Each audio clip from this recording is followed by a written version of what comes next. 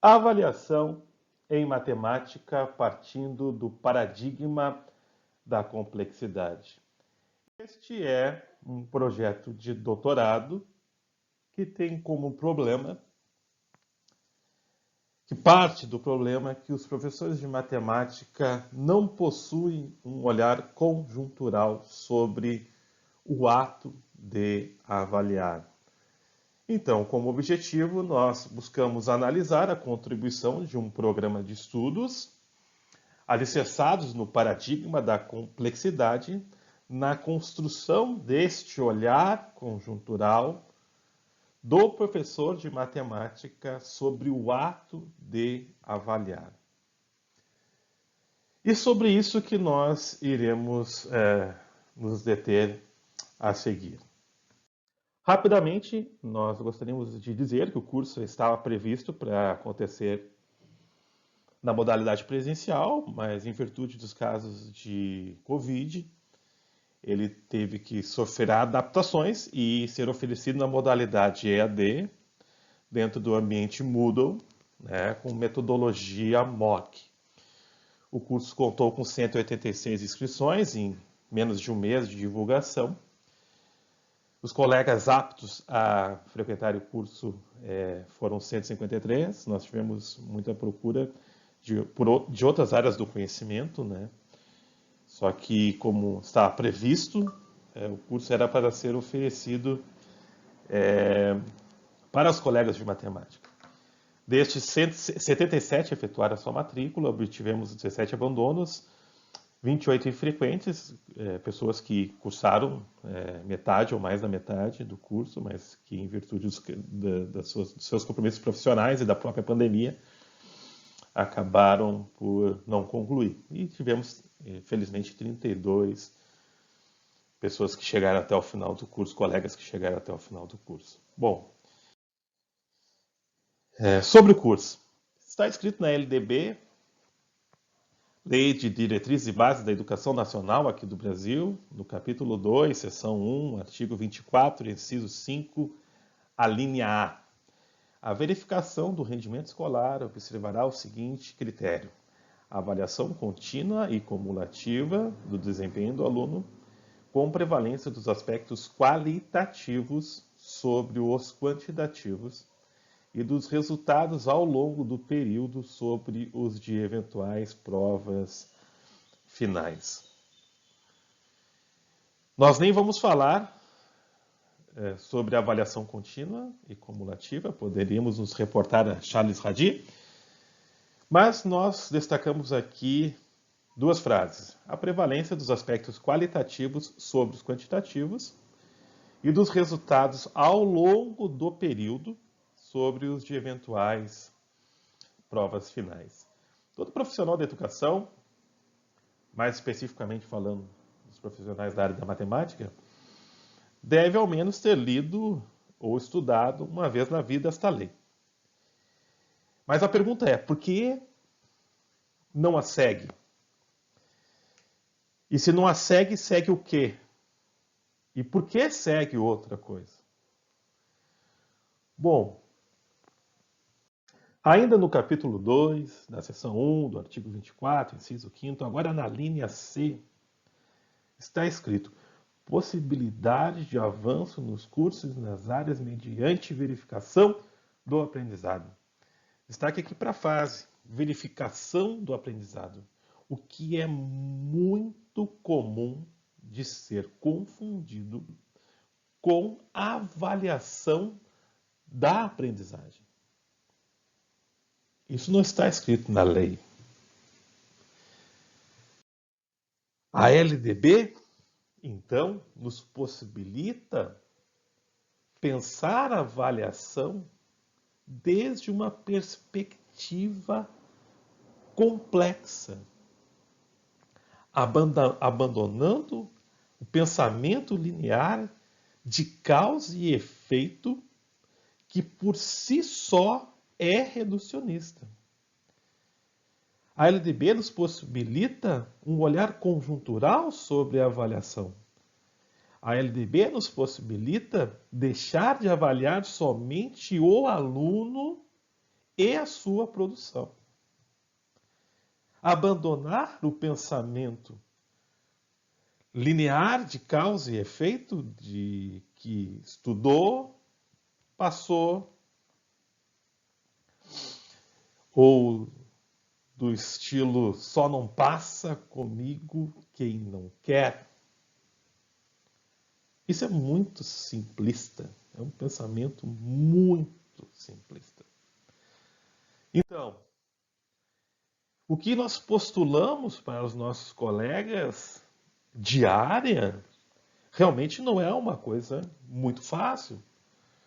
Nós estamos propondo aos colegas de matemática uma mudança de pensamento, uma mudança de paradigma, um olhar conjuntural sobre o ato de avaliar. Esse olhar conjuntural sobre o ato de avaliar nos leva à complexidade. Nos leva à complexidade.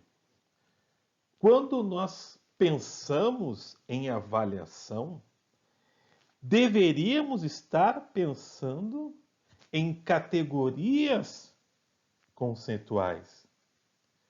Nós colocamos um esquema em que o seu centro tem o pensamento representado devidamente por aquele balão de pensamento, cujo centro está escrito avaliação. E ao redor, em rede interconectado,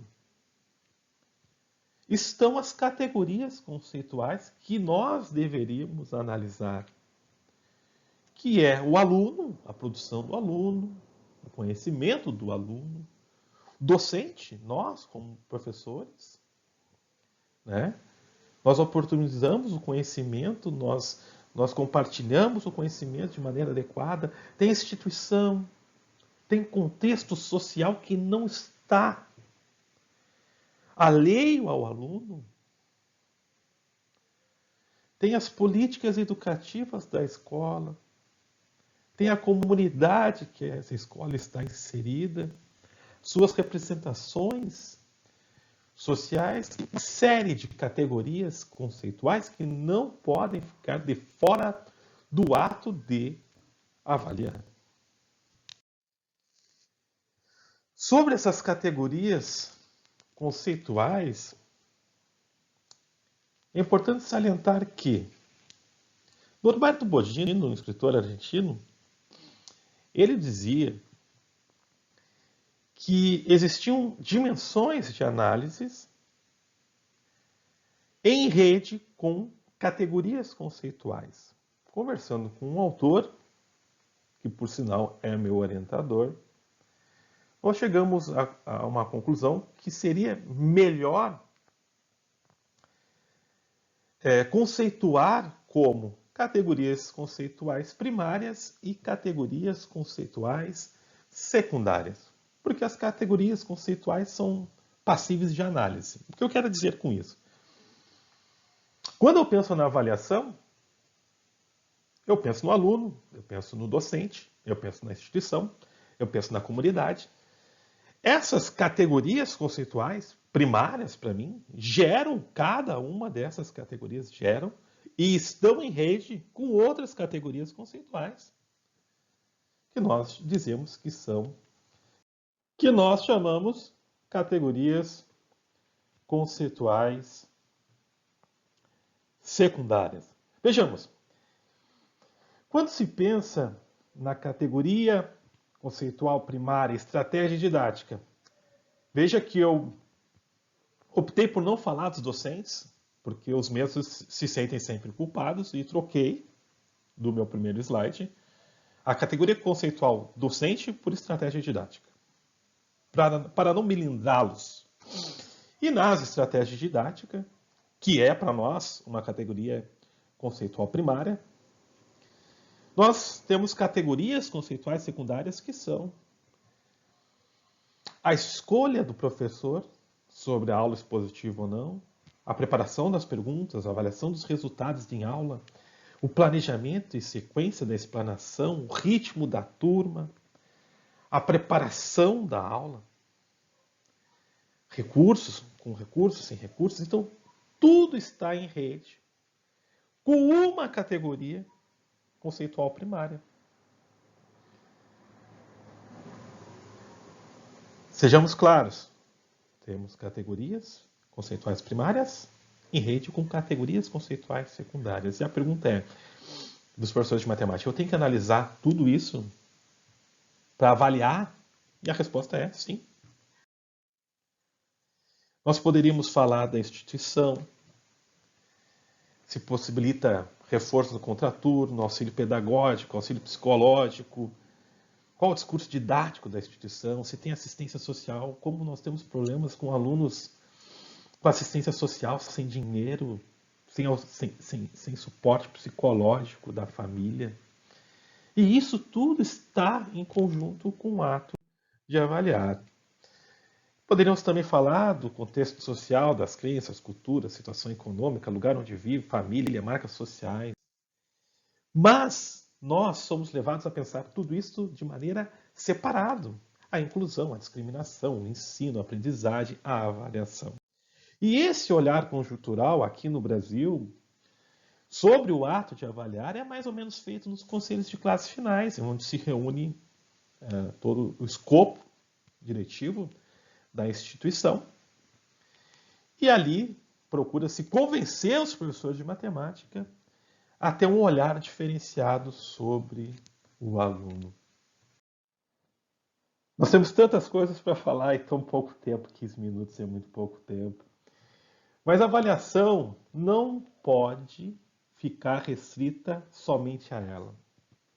A avaliação não quer dizer ou não é sinônimo de avaliação da aprendizagem. Existem inúmeras categorias conceituais que a atravessam, melhor dizendo, que se ligam a ela. O que acontece na maioria das vezes é que se procura analisar somente o aluno e a sua produção. A gente treina uma situação de exercícios para que o mesmo almeje a aprovação e que quando acontece, isso pode nos deixar felizes. Pensar assim é pensar desde a simplicidade. Então, o que nós propomos aos colegas da matemática é uma mudança epistemológica, uma mudança de pensamento, um deslocamento de paradigma, da simplicidade para a complexidade, a começar por nós. Essa mudança de posicionamento teórico e epistemológico nos fará ter uma visão panorâmica e poliocular da avaliação ou do ato de avaliar. É deixar de olhar pela fresta de uma madeira e romper com esta madeira que nos tapa a visão para ter uma visão panorâmica.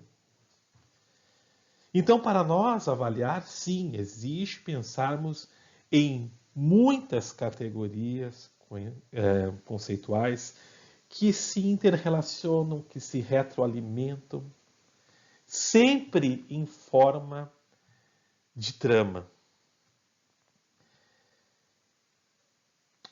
Para isso, e por fim, o professor ele deverá montar a sua matriz de referência. Ele deve efetuar, elaborar uma matriz de referência na qual ele vai seguir e contrastar com a sua realidade. Então chega a hora das perguntas. Professor, como eu faço a logística dessa proposta e como eu ponho nota nisso? Isso eu deixo para te responder pelo YouTube. Lembre-se sempre que a avaliação é um processo pedagógico e que avaliar desde o paradigma da complexidade nos leva a pensar novamente a avaliação no campo educativo. Termino com uma frase de Edgar Morin, que diz que a inquietude não deve ser negada, mas remetida para novos horizontes e se tornar nosso próprio horizonte.